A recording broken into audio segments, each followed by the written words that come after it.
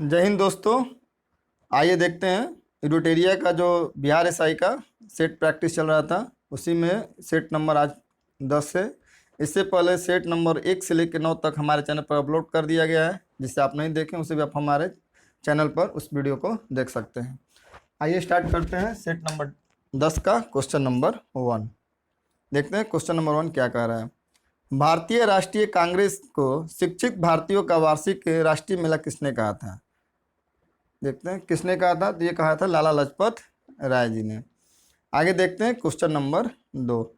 महात्मा गांधी ने दांडी यात्रा किस आश्रम से प्रारंभ की थी। पूछा है कि गांधी जी ने दांडी यात्रा किस आश्रम से प्रारंभ किया था, तो ये किया था उन्होंने साबरमती के आश्रम से।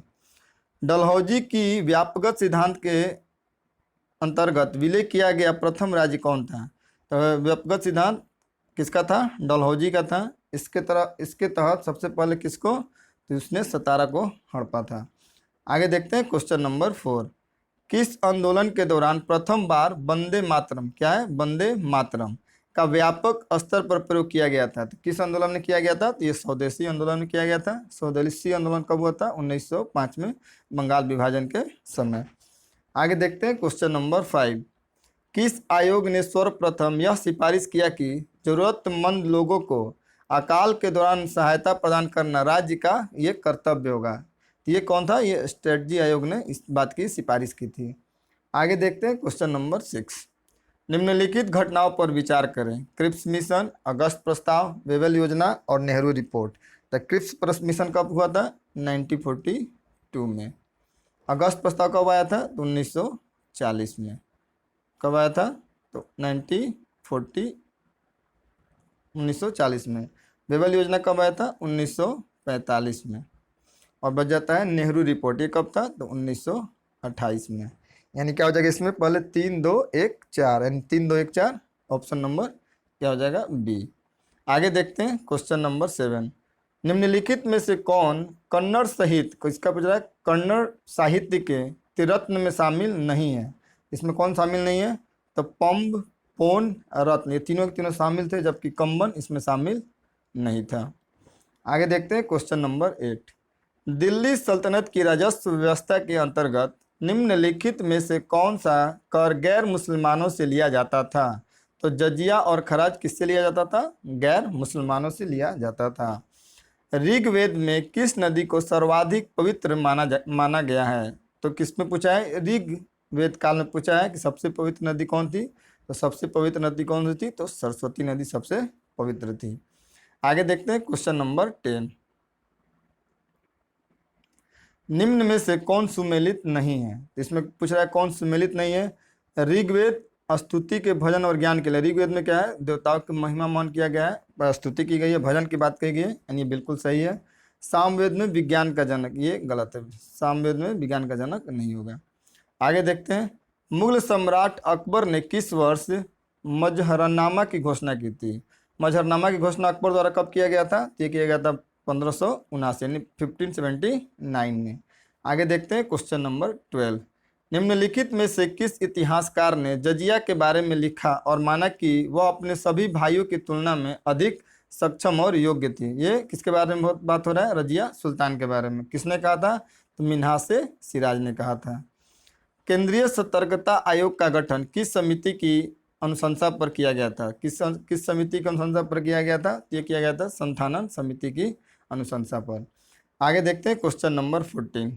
निम्न में से किस अधिनियम द्वारा केंद्रीय बजट को राज्य बजट से अलग किया गया। पूछ रहा है कि केंद्रीय बजट को राज्य बजट से किस अधिनियम के तहत अलग किया गया था। ये भारतीय शासन अधिनियम 1919 के तहत केंद्रीय बजट को राज्य के बजट से क्या किया गया था, अलग किया गया था।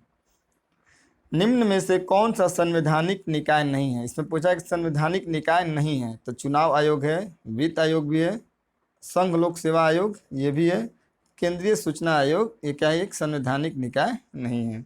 आगे देखते हैं क्वेश्चन नंबर 16।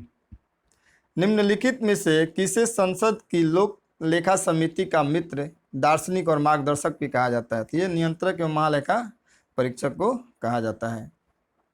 निम्न में से कौन संघीय संविधान की विशेषता नहीं है। इसमें पूछा विशेषता नहीं है, लिखित संविधान होना चाहिए, न्यायपालिका बिल्कुल स्वतंत्र होनी चाहिए, शक्तियों का विभाजन यानी शक्तियों का विकेंद्रीकरण भी होना चाहिए, एकल संविधान क्या है ये इसकी विशेषता नहीं है। आगे देखते हैं क्वेश्चन नंबर 18। विवाह, तलाक तथा न्यायालय की अवमानना उच्च न्यायालय के किस क्षेत्राधिकार के अंतर्गत आता है? तो ये क्या हो जाता है, ये उच्चतम न्यायालय के प्रारंभिक क्षेत्राधिकार में आता है, उच्चतम और उच्च न्यायालय के। आगे देखते हैं क्वेश्चन नंबर 19। राज्य विधान परिषद में कितने सदस्यों का नामांकन राज्यपाल द्वारा किया जाता है? पूछ रहा है कि राज्य विधान परिषद जो होता है उसमें राज्यपाल द्वारा कितने लोगों को मनोनीत किया जाता है? तो 1/6 सदस्यों को किया जाता है।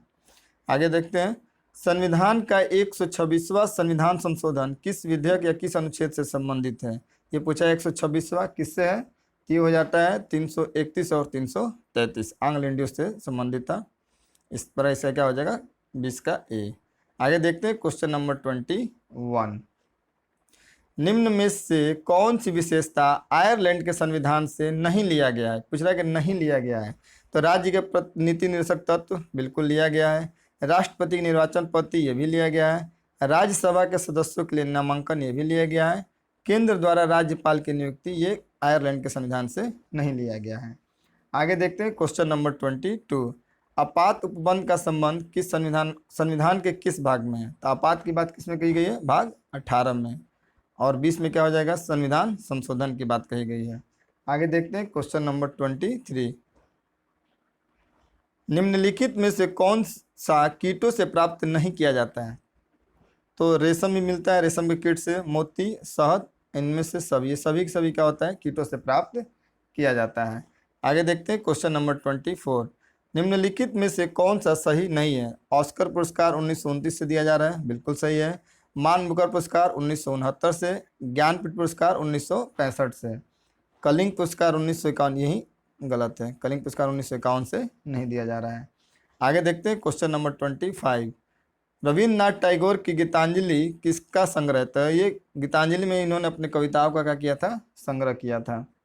आगे देखते हैं क्वेश्चन नंबर 26। निम्नलिखित में से किस शहर को भारत का शून्य मील केंद्र के नाम से जाना जाता है? तो ये नागपुर को जाना जाता है। भारत में सूचना का अधिकार अधिनियम कब अधिनियम किया गया? ये कब किया गया था? ये किया गया था 2005 में। डेट पूछा है तो 15 जून 2005 हो जाएगा। संयुक्त राष्ट्र सुरक्षा परिषद के अस्थायी सदस्यों का कार्य अवधि कितने वर्षों की होती है? तो अस्थायी का कार्यकाल होता है 2 वर्षों के लिए, और जो अस्थायी होते हैं उनका कार्यकाल कोई लिमिट नहीं होता है। इसमें 5 अस्थायी और 10 अस्थायी देश होते हैं। जिसमें 5 अस्थायी होते हैं, जो 10 देश जो अस्थायी होते हैं इनका कार्यकाल 2 वर्षों का होता है। आगे देखते हैं क्वेश्चन नंबर 29। बेटन कप एवं रंगास्वामी कप किस खेल की प्रमुख शब्दावली है? किस प्रमुख के किसका? बेटन कप और रंगास्वामी कप, इसका संबंध हो जाता है हॉकी से। आगे देखते हैं क्वेश्चन नंबर 29। आज देखते हैं क्वेश्चन नंबर 30। जैव विविधता का सबसे महत्वपूर्ण पहलू है क्या है इसमें? तो हो जाता है पारिस्थितिकी तंत्र का निर्वहन। आगे देखते हैं, निम्न में से कौन एक प्रवाल विरंजन का सबसे अधिक प्रभावी कारक है? इसमें कौन हो जाएगा? तो हो जाएगा सागरीय जल के सामान्य तापमान में वृद्धि। आगे देखते हैं क्वेश्चन नंबर 32। निम्नलिखित आर्द्र क्षेत्रों में किन्हें रामसर का दर्जा प्राप्त है? तो नंदा झील, पिछवारम मैंग्रोव, बखिरा वन्य जीव अभ्यारण्य और चिल्का झील, इसमें सभी के सभी को क्या है? रामसर साइट का दर्जा प्राप्त हो चुका है। आगे देखते हैं क्वेश्चन नंबर 33। हाल ही में भारत की पहली निजी ट्रेन सेवा की शुरुआत की गई, उसका नाम क्या रखा गया? तो हो जाता है भारत गौरव। क्या नाम है इसका? भारत गौरव। ये जून 2002 से क्या हुआ? प्रारंभ हुआ था। क्या देखते हैं हाल ही में 2002 नहीं, इसका नाम पूछा तो गौरव भारत हो जाएगा। ये कहाँ से कहाँ तक? ये हो जाएगा कोयम्बटूर से शिरडी तक चलेगा। कहाँ से कहाँ तक? कोयम्बटूर से शिरडी। तो इसका वर्ष देख लीजिएगा, ध्यान में नहीं आ रहा डेट इसका। आगे देखते हैं क्वेश्चन नंबर 34। भारतीय राष्ट्रीय राजमार्ग प्राधिकरण ने किस राष्ट्रीय राजमार्ग पर बिटुमिनस कंक्रीट सड़क का निर्माण कर गिनीज वर्ल्ड रिकॉर्ड बनाया है? तो ये हो जाएगा कौन सा? NH-53। क्या पूछा है कि भारतीय राष्ट्रीय राजमार्ग प्राधिकरण ने किस राष्ट्रीय राजमार्ग पर बिटुमिनस कंक्रीट सड़क का निर्माण कर गिनीज वर्ल्ड रिकॉर्ड बनाया है? तो ये हो जाएगा NH-53। 3। आगे देखते हैं क्वेश्चन नंबर 35। नामाशाही घोषणा पत्र का संबंध किस राज्य से है? तो इसका हो जाता है असम और अरुणाचल प्रदेश से। किस मंत्रालय द्वारा मिशन शक्ति की शुरुआत की गई है? तो मिशन शक्ति हो जाता है महिला एवं विकास मंत्रालय द्वारा मिशन शक्ति की शुरुआत की गई है। अग्निपथ योजना के अंतर्गत कितनी अधिकतम आयु के उम्मीदवारों को, अधिकतम हो जाएगा 21 और मिनिमम 17.5 शायद है। आगे देखते हैं क्वेश्चन नंबर 38। भारत का पहला अमृत सरोवर किस राज्य में बनकर तैयार हुआ है? तो ये उत्तर प्रदेश में तैयार हुआ है। एलिजाबेथ बर्न किस देश की नई प्रधानमंत्री बनी है? क्या नाम है इनका? Elizabeth burn. तो किस देश की नई प्रधानमंत्री बनी है? तो ये बनी है फ्रांस की। आगे देखते हैं क्वेश्चन नंबर 40। हाल ही में किसे प्रथम लता दीनानाथ मंगेशकर पुरस्कार से सम्मानित किया गया? ये नरेंद्र मोदी जी को किया गया है। आगे देखते हैं राजस्थान के नायडार में विश्व की सबसे ऊंची भगवान शिव की प्रतिमा का स्थापित किया गया है, जिसका नाम है स्टैच्यू ऑफ बिलीफ। आगे देखते हैं क्वेश्चन नंबर 42। हिंदी भाषा में MBBS कोर्स शुरू करने वाला देश का पहला राज्य कौन बना? तो ये मध्य प्रदेश हो गया। इसकी शुरुआत अमित शाह जी ने किया, प्रेस कॉन्फ्रेंस करके बताया। आगे देखते हैं क्वेश्चन नंबर 43। वैश्विक शांति सूचकांक 2022 में कौन सा देश प्रथम स्थान पर है? तो आइसलैंड हो जाएगा प्रथम स्थान पे। ओनली वन अर्थ विषय के साथ 2022 में कौन सा दिवस मनाया गया? तो ये मनाया गया था पर्यावरण दिवस। इसका थीम क्या था? Only one earth. 19वां नाम शिखर सम्मेलन 2023 का आयोजन कहाँ किया जाएगा? ये कहाँ किया जाएगा? तो ये युगांडा में किया जाएगा। आगे देखते हैं क्वेश्चन नंबर 46। जनवरी 2023 में संविधान उद्यान को स्थापित किया गया, किसके कहाँ पे किया गया? तो ये जयपुर में। Dada Saheb Phalke international film award में किसे सर्वश्रेष्ठ फिल्म का अवार्ड मिला? किसको मिला है? तो इसमें शेरशाह को। आगे देखते हैं क्वेश्चन नंबर 48। अक्टूबर 2022 में आए शीतरंग चक्रवात या तूफान का नामांकन किस देश ने किया? ये किस देश के द्वारा किया गया है? तो ये किया गया था थाईलैंड के द्वारा। आगे देखते हैं आर्थिक सर्वेक्षण 2022-23 के अनुसार भारत में सर्वाधिक FDI किस देश से प्राप्त हुआ? तो ये प्राप्त हुआ है सिंगापुर से। नंदा झील जिसे हाल ही में रामसर सूची में शामिल किया गया है, ये किस राज्य में है? तो ये पड़ता है गोवा राज्य में। सितंबर 2022 में भारत ने किस देश के साथ शिक्षा के क्षेत्र में सहयोग हेतु समझौता किया है? तो किसके साथ किया है? तो UAE के साथ किया है। आगे देखते हैं क्वेश्चन नंबर 52। भारत का दूसरा सबसे बड़ा राष्ट्रीय राजमार्ग कौन सा है? तो हो जाता है नेशनल वाटर 4। भारतमाला परियोजना की घोषणा कब की गई थी? तो ये 25 अक्टूबर 2017 को। भारत में सबसे अधिक ऊंचाई पर स्थित झील कौन सी है? ये हो जाता है कौन सी झील? चोलामू झील। पाकिस्तान की सीमा किस भारतीय राज्य के साथ सबसे ज़्यादा लंबी लगी हुई है? तो ये राजस्थान के साथ सबसे ज़्यादा। आगे देखते हैं क्वेश्चन नंबर 56। आटाकामा रेगिस्तान स्थित है, कहाँ है आटाकामा? ये पड़ जाता है आटाकामा उत्तरी चिली में। मगारी तथा हिंद किसकी सहायक नदी है? ये हो जाती है कावेरी की। कावेरी की सहायक नदियाँ मगारी और हिंद। आगे देखते हैं क्वेश्चन नंबर 58। उत्तरी अंडमान की सबसे ऊंची चोटी? तो सैडल पीक क्या है? उत्तरी अंडमान की सबसे ऊंची चोटी हो जाएगी। चावल उत्पादन में भारत कौन सा राज्य प्रथम स्थान रखता है? चावल उत्पादन में भारत का कौन सा राज्य प्रथम? तो चावल उत्पादन हो जाएगा पश्चिम बंगाल। और गेहूं में पूछे तो उत्तर प्रदेश। प्रति हेक्टेयर में पूछे तो हो जाएगा पंजाब। आगे देखते हैं क्वेश्चन नंबर 60। भारत का कौन सा राज्य 100% विद्युतीकरण रेलवे नेटवर्क वाला भारत का पहला राज्य बन गया? ये हो गया है हरियाणा। हाल ही में सारा थॉमस का निधन हो गया, उनका संबंध था, क्या नाम है इनका? सारा थॉमस। इनका संबंध किससे है? ये एक लेखिका थी। वार एंड वोमेन पुस्तक के लेखक ये हो जाएंगे M.N. हसन। क्या हो जाएंगे? M.A. हसन। बुक का नाम क्या है? War and women. आगे देखते हैं क्वेश्चन नंबर 63। एफिंडेक्स 2023 सैन्य अभ्यास का आयोजन कहाँ हुआ था? तो एफिंडेक्स ये हुआ था पुणे में। विश्व कविता दिवस मनाया जाता है, ये मनाया गया 21 मार्च को मनाया जाता है। IQ एयर रिपोर्ट के अनुसार भारत स्थान प्रदूषित देशों में कौन सा है? तो भारत का स्थान हो जाएगा 8वां। किसके अकॉर्डिंग? IQ एयर रिपोर्ट के अनुसार प्रदूषण के मामले में भारत का स्थान कौन सा हो जाता है? 8वां हो जाता है। आगे देखते हैं क्वेश्चन नंबर 66। ऊर्जा संरक्षण के सिद्धांत के संबंध में कौन सा कथन सही है? इसमें दिया हुआ है कि ऊर्जा का ना तो निर्माण किया जाता है और ना ही उसे नष्ट किया जाता है। आगे देखते हैं एक समान वेग से चलती किसी वस्तु का त्वरण होगा। कोई वस्तु अगर एक समान वेग से चलती है तो उसका त्वरण क्या होगा? उसका त्वरण हमेशा 0 होगा। आगे देखते हैं जब कार एक मोड़ लेती है तो वह कौन सा बल है जो हमें बाहर की ओर धक्का देता है? ये अपकेंद्रीय बल को ऐसे हम लोग क्या फील होता है, बाहर की तरफ लगता है आदमी फेंका रहा है। आगे देखते हैं क्वेश्चन नंबर 69। बोरोसिलिकेट ग्लास बर्तन का माइक्रोवेव ओवन में प्रयोग किया जाता है, क्योंकि क्यों किया जाता है? तो यह अत्यधिक उष्मा प्रतिरोधी है। किसी विस्फोट के कारण समुद्र के तल पर बनने वाली लहरें होती हैं। कौन सी लहरें होती है? तो ये अनुदैर्घ्य लहरें होती हैं। बादल के गर्जन के दौरान किस प्रकाश का ऊर्जा स्थानांतरण होता है? ये हो जाता है गतिज ऊर्जा प्रकाश और ध्वनि ऊर्जा में बदल जाता है। जब बादलों में गतिज ऊर्जा होती है, जब बादल चलते रहता है तो टकराने के बाद उसमें प्रकाश और ध्वनि ऊर्जा उत्पन्न होती है। आगे देखते हैं क्वेश्चन नंबर 72। निम्नलिखित में से कौन सा इलेक्ट्रोमैग्नेटिक के बारे में सत्य है? कौन सा सत्य है? तो ध्रुवीकरण नहीं किया जा सकता। ये क्या है? इलेक्ट्रोमैग्नेटिक के बारे में सत्य कथन है। धातु का वह गुण जिसके कारण उसे तार के रूप में ढाला जा सकता है, तो उसका कौन सा गुण होता है? ये धातुओं का तन्यता का गुण होता है, जिसे पीट कर काफी लंबा किया जा सकता है। चाहे एक पतला चादर बनाया जा सकता है, पतला तार जैसा बनाया जा सकता है, या उसे पीट के चादर भी बनाया जा सकता है।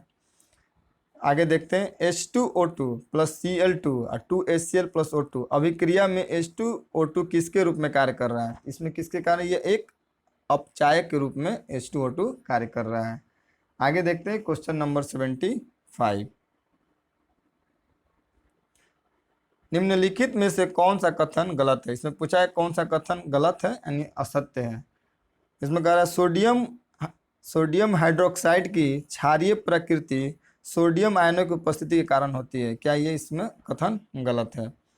मिट्टी की अम्लीय प्रकृति निम्नलिखित में से किसकी सांद्रता द्वारा दर्शाई जाती है? किसके द्वारा? तो उसमें हाइड्रोजन की उपस्थिति को से उसकी सांद्रता होती है, तब पता चलता है कि कितना वो अम्लीय और कितना क्षारीय है। आगे देखते हैं क्वेश्चन नंबर 77। निम्नलिखित में से कौन सी एक रासायनिक अभिक्रिया नहीं है? तो भोजन का पचना ये रासायनिक अभिक्रिया है, क्योंकि एक बार जब भोजन पच जाता है तो पचा हुआ फिर दोबारा भोजन नहीं बन सकता है। कोयले का जलना, कोयला जल के अगर राख हो जाएगी तो फिर राख से आदमी कोयला नहीं बना सकता, तो ये भी क्या है? रासायनिक परिवर्तन है।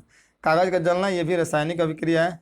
पानी का भाप में रूपांतरण होना, फिर भाप को हम पानी में कन्वर्ट कर सकते हैं, तो ये क्या हो जाता है? ये फिजिकल चेंजिंग है, रासायनिक अभिक्रिया नहीं है। आगे देखते हैं क्वेश्चन नंबर 78। निम्न में से कौन सा एसिड कार बैटरी में प्रयोग किया जाता है? पूछ रहा है कि कार के जो बैटरी होती है उसमें कौन सा एसिड प्रयोग होता है, तो उसमें सल्फ्यूरिक एसिड का प्रयोग किया जाता है। आगे देखते हैं श्वेत फास्फोरस अंधेरे में किस कारण से दीप्त होता है? तो क्या होता है? उसमें मंद ऑक्सीकरण होता है, जिस कारण वो चमकता है। आगे देखते हैं लिक्विड पेट्रोलियम गैस यानी एलपीजी के घटकों में निम्न में से कौन शामिल होता है? तो इसमें ब्यूटेन और प्रोपेन होता है। एलपीजी में क्या होता है? ब्यूटेन और प्रोपेन होता है।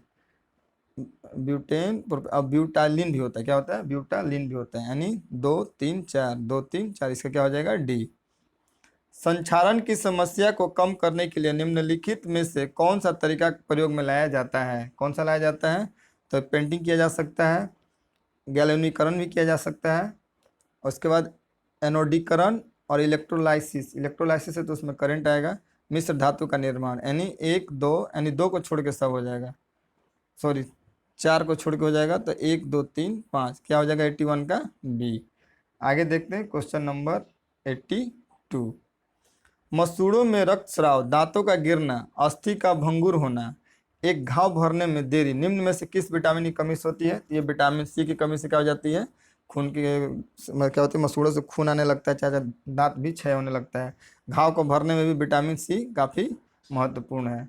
आगे देखते हैं निम्नलिखित में से किस प्राकृतिक पदार्थ में लोह विद्यमान होता है? किसमें रहेगा? तो मायोग्लोबिन में। मायोग्लोबिन में क्या होता है? आयरन की उपस्थिति होती है।